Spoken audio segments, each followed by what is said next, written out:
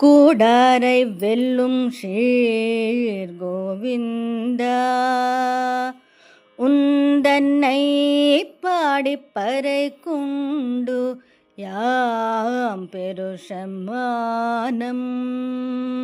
நாடு புகழும் பரிசினால் நன்றாக சூடகமே தோள்வளையே தோடே செவிப்பூவே பாடகமே எந்தனைய பால் கலனும் யாம் அணிவோம்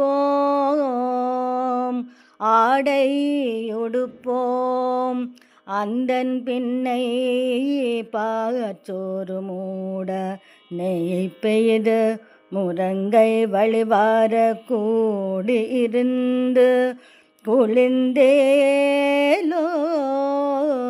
రెంబావాయ్.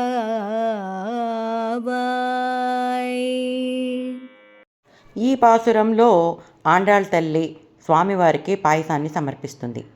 ఈ సాంప్రదాయం నేటిదాకా కొనసాగుతూనే ఉంది. 108 గంగాళాలతో పాయసం చేసి పంచుతారు ఈరోజు.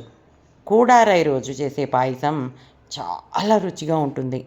ఈరోజు గోపికలు స్వామి కలిసి పాయసం తింటారు. ఈ పాసురం నుంచి ఆయన్ని గోవిందా అని పిలుస్తారు. నీకు దూరం పోయే వాళ్ళని కూడా దగ్గరికి తీసుకుంటావు స్వామి, మాకు మాలలు కావాలి, కంకణాలు కావాలి, గాజులు చెవిదిద్దులు కావాలి, మంత్రోపదేశము కావాలి, భుజకీర్తులు, పుష్ప సమర్పణం, పాదాలకి పెట్టుకునే ఆభరణాలు ఇవన్నీ కూడా కావాలి, పట్టు వస్త్రాలు కావాలి అని అన్నీ కూడా అడుగుతున్నారన్నమాట. ఈ కూడారై రోజు పాయసం చాలా ప్రత్యేకమైన రుచి కలిగి ఉంటుందండి. కూడని వారు అంటే ప్రేమ ఉన్నా కూడా దగ్గరికి రానివారు అన్నమాట.